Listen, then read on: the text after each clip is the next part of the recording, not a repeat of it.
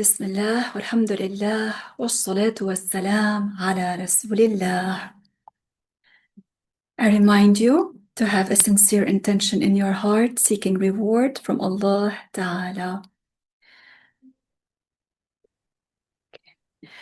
To recap quickly what we talked about yesterday, we mentioned that the scholars divided Kufr into three categories. They divided apostasy into three types. They said beliefs in the heart, actions committed by different parts of the body, and sayings with the tongue. Yesterday, we gave examples of the first two types. The first type we talked about was beliefs in the heart, and we gave some examples among this type of kufr. We said such as denying the existence of Allah or denying any of the attributes of Allah that are known by necessity to be attributed to Him, which the sound mind leads one to know that Allah Ta'ala is attributed with these attributes, and these attributes are agreed upon by consensus, such as Allah Ta'ala being attributed with knowledge, with will, with life, with hearing. And we said that all of the attributes of Allah have no beginning and no end, and they do not change. And we also mentioned among the examples of kufr beliefs is that if a person attributes to Allah what does not befit him by consensus, such as attributing a body to God, okay, such as attributing a place to God, or weakness or change, all of these would be blasphemous beliefs. Then we talked about the second type of apostasy, which is actions committed by different parts of the body. And we also gave some examples, and we mentioned such as throwing the book of the Quran in the trash. This action is blasphemy, even if the one who did it said that they did not intend belittlement by that. The scholars said his act shows belittlement, even if he claims he did not intend to belittle the book of the Quran by that, but this act by itself shows belittlement. Or throwing any of the names of Allah Ta'ala in the trash. Now, inshallah, we will talk about the third type, which is sayings of the tongue.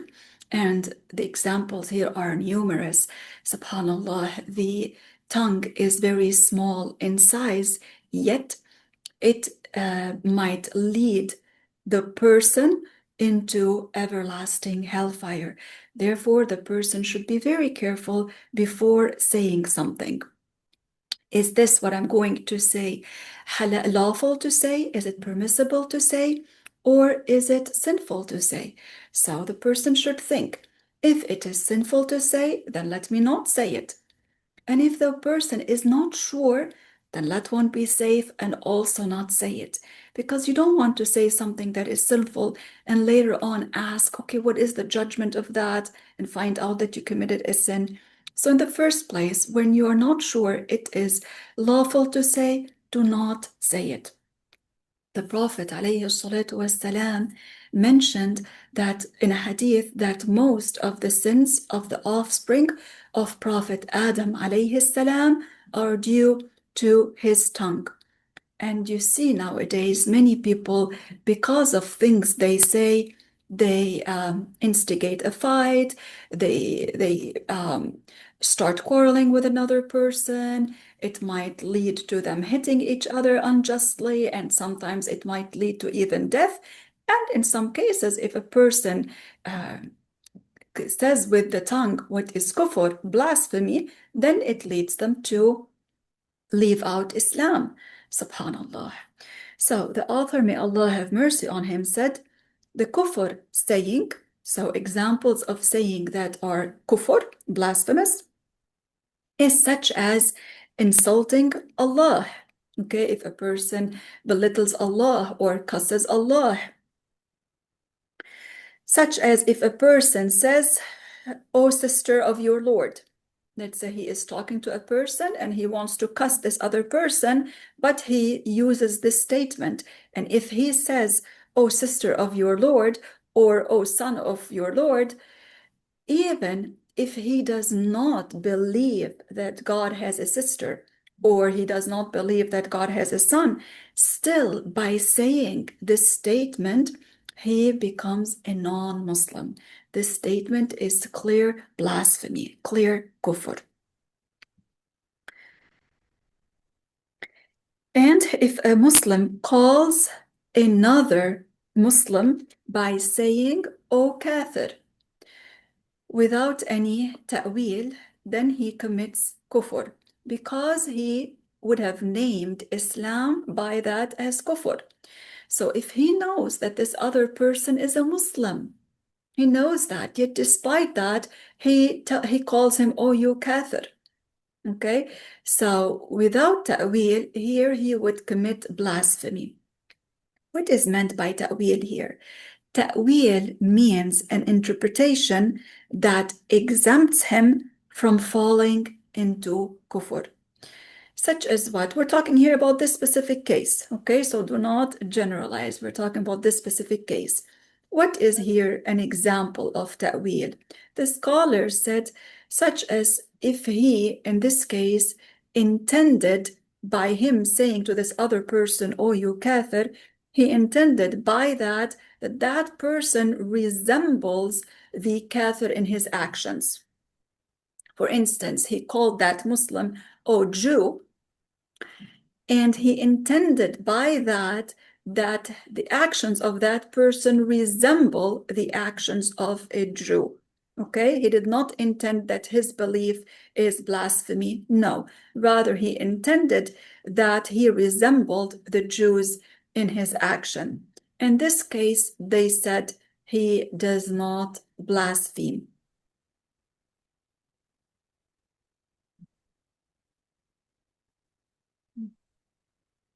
Another example of blasphemous saying is if a person said to another,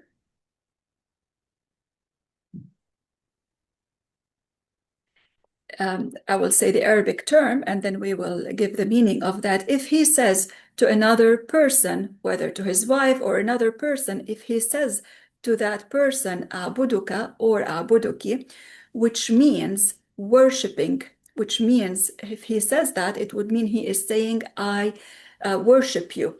Okay, so and he understands the meaning of that statement. In this case, also he becomes a non-Muslim. We said in previous lessons, Muslims only worship Allah. Okay, so even when joking, we are not to say that.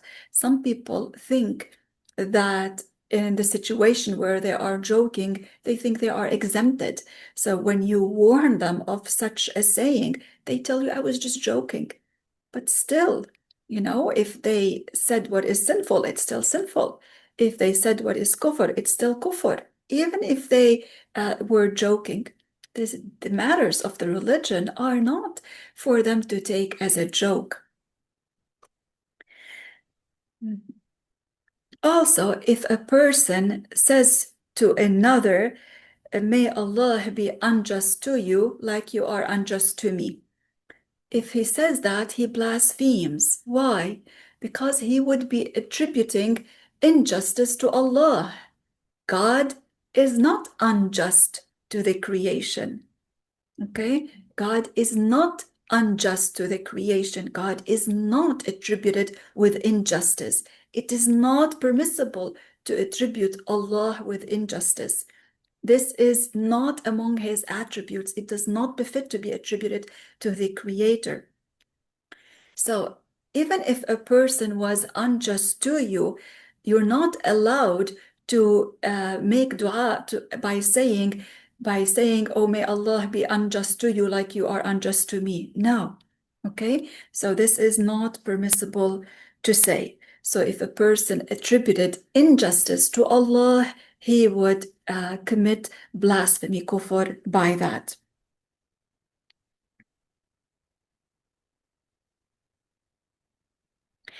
The scholars mention these particular examples, and you might think to yourself, these examples are very abhorrent. Who would say such statements? But the scholars mention them because, when they live around the people in their towns, in their cities, in their country, and they hear what many people say. So they enumerate then such examples to warn others from saying them. So another example is if a person tells another one, damn your Lord. Subhanallah. This is also kufr. He would be cussing Allah by that.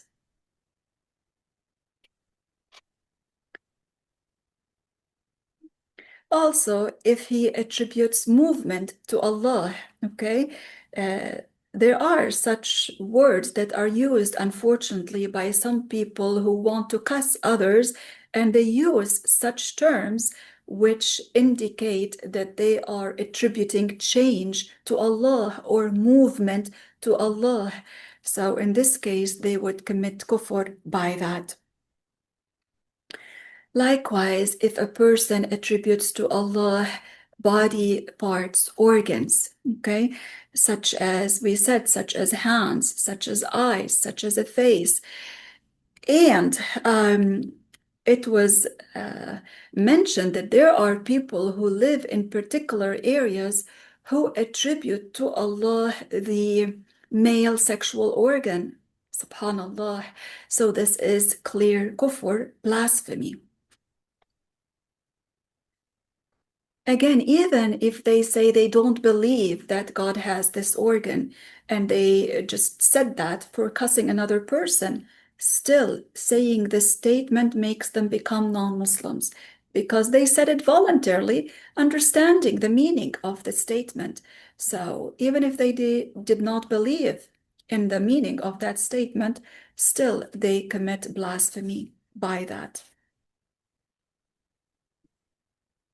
SubhanAllah, just yesterday, I just read quickly something related to the news, and SubhanAllah, a comment, was in my face of what a person wrote, and it is also attributing to Allah what does not befit to be attributed to Him. They claimed, SubhanAllah. If a person attributes to Allah emotions or feelings such as feeling tired or needing to rest, this is clear a blasphemy, kufr. These are attributes of the creation. They do not befit to be attributed to Allah. Subhanallah, many people nowadays, because of their carelessness, because of their ignorance in the matters of the religion, and because they're not seeking the religious knowledge, they just speak. They just want to write comments or just, entertain others whom they are sitting with, and they want to make jokes or comment and speak. And this is the result that sometimes it leads them they say things that are kufr, and this turns them out of Islam. It is clearly mentioned in the Quran that Allah Ta'ala does not accept the non-Muslim. Okay, so one should be careful then when one is talking to a non-believer, how we talk to this person. Yes, we can be kind. Yes, we can be helpful, but we do not alter the rules of the religion. Okay, we can be kind to non-Muslims, we can be friends with non-Muslims, and the person should be careful. For sure, it is better to take on a friend who is pious, who is a Muslim and who is pious. But you might take on a friend who is a disbeliever with the hopes that, you will teach them and hopefully they will listen to you and hopefully they might embrace the religion of Islam. But even if you are talking to a disbeliever and you are kind to them, you always observe the boundaries of the religion. So we believe that Allah Ta'ala does not accept the disbeliever. So we do not make any statements to please the disbeliever that contradict the Quran. It is mentioned in the Quran فإن تولوا فإن الله لا يحب الكافرين. This means if they turn away from the belief in Allah and His Messenger, then they are kafir, they are disbelievers, and Allah does not accept the kafir. Okay?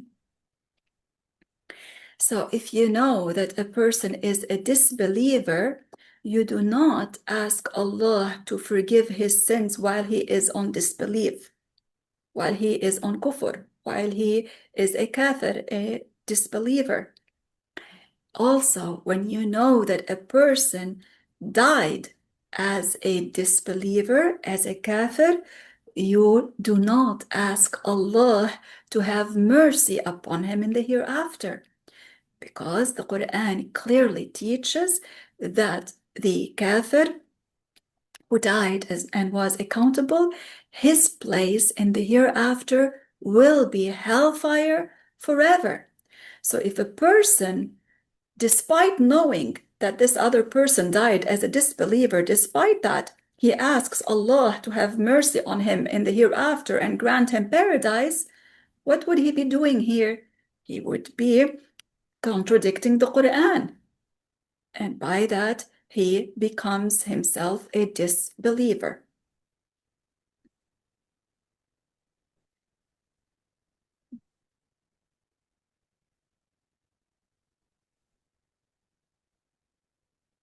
Also, the term create with the meaning to bring from non-existence into existence, okay? This we only say that Allah Ta'ala creates with this meaning. Which meaning? The meaning to bring from non-existence into existence. Therefore, with this meaning, it is not permissible to say it to a human. So it is not permissible to say to a person, create for me such and such as Allah created you. Because we humans cannot create with the meaning of bringing something from non-existence to existence. We cannot do that. What is created cannot create. We are created. We do not create people. Okay? We do not create with the meaning of bringing from non-existence into existence. No. Therefore, it is not permissible to say to a person, create for me such and such like Allah created you. Okay? This is not permissible. Also, among the examples of blasphemous statements, kufr statements, is to cuss any of the angels, such as Angel Jibreel, Gabriel alayhi salam, or Angel Azrael alayhi salam. Angel Azrael is the angel in charge of taking the soul out of the person's body. He is an angel. All angels are pious slaves of Allah. One is not allowed to cuss them. So even if a beloved person died, and this means that Angel Azrael alayhi salam took out his soul, we are not allowed to cuss Angel Azrael. If a person does that, he becomes a non-Muslim by that. And this was again mentioned by the scholars, that this is not permissible to do. And of course, also among the blasphemous statements is if a person says that he hates Allah, or if he claims that Allah, if he says that Allah does not tolerate such and such person. You know, some people might be angry with a specific person and they say, for example, I do not tolerate you. If they say, and even Allah does not tolerate you, this statement is kufr. Why? Because they are attributing to Allah a created attribute. Okay, what does not befit to be attributed to Allah. Attributing feelings, emotions, inability, annoyance to Allah is kufr. because these are attributes of the creations, and it is not permissible to attribute Allah with the attributes of the creation.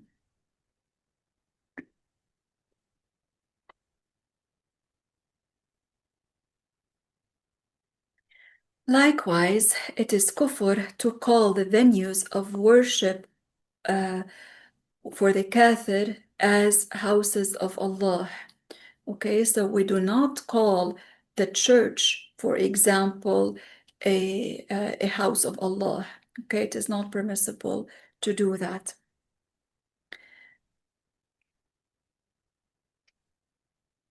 Now, here, let me draw your attention to this matter. In Arabic, you might hear the term Baytullah when referring to a jami'ah, a mosque, okay?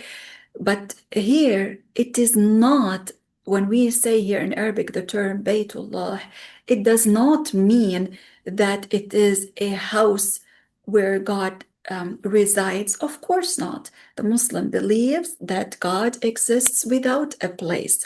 Okay, that Allah does not need any place, that God does not occupy any place or a direction.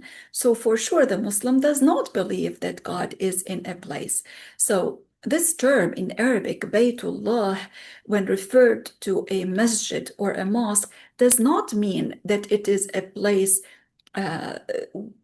The person who is saying that does not mean to say that Allah lives in that place. For sure not. He is not saying that Allah dwells in that place. No. Okay? So for those of you who understand the Arabic language and you hear the term Baytullah, they refer to that, they use this term for the masjid and mosque. This is a place, the masjid, the mosque, this is a place that has a high status in the religion. This is a place where Muslims go and they do the acts of obedience, such as the Friday prayer. They conduct lessons there. So this place has a status in the Islamic religion. Okay?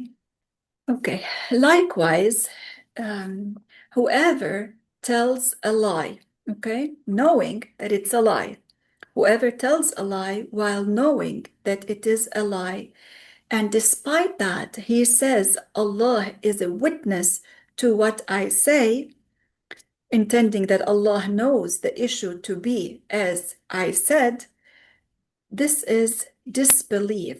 This is kufr, blasphemy. Why?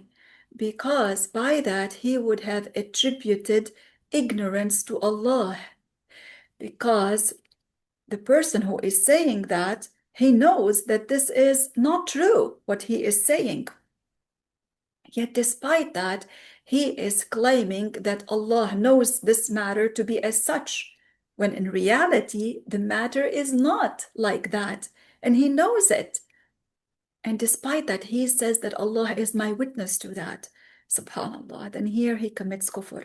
Some people, when they want to get out of trouble in a particular situation, and they know that what they are saying is a lie, but they want the other person to believe them.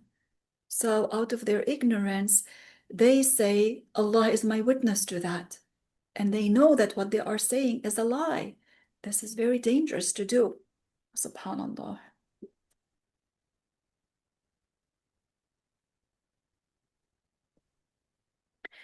Likewise, it is not permissible to make supplication by saying, may Allah assist everyone in their adherence to their religion. Okay? So when you know that a person is a non-Muslim, okay, whatever that religion is, and it is not Islam, when you know that, you do not make supplication asking Allah to assist this person with his adherence to that, to his religion, which is a blasphemous belief. Of course not. You know, as a Muslim, only Islam is the true belief. So you do not make supplication asking Allah to assist this person with his disbelief. Of course not. SubhanAllah, the examples are numerous because, every now and then, sometimes you might be walking on the street and you hear these sayings of such people that are very, very abhorrent. And you wonder, how do they even come up with such terms that are really ugly, that are disbelief? SubhanAllah. So we should be really careful here.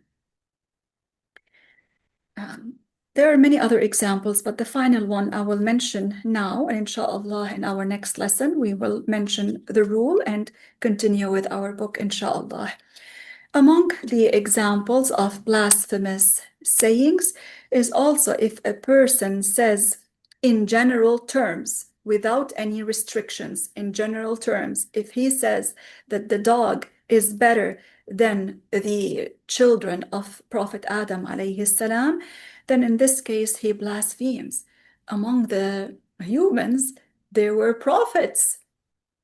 So one is not permitted to say that the dog is better than the prophet, for sure not. So here again, we should be careful, subhanAllah.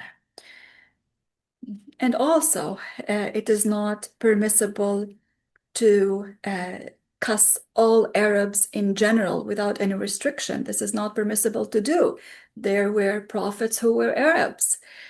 SubhanAllah, some people are not careful. They might become upset with a particular person and they cuss this person, but they use general statements that are kufr statements. So, SubhanAllah, the Prophet ﷺ advised us and warned us from anger when in situations when the person is not supposed to be angry, because often anger leads one to commit sins, be it through the tongue or through, maybe hitting others unjustly. SubhanAllah. And here, when the person becomes angry, the devil might use that opportunity to whisper to the person to commit particular sins. So one should control his temper, control himself, and not become angry easily when the situation is not a matter where the person is supposed to be angry, okay? SubhanAllah. And Allah Ta'ala knows best.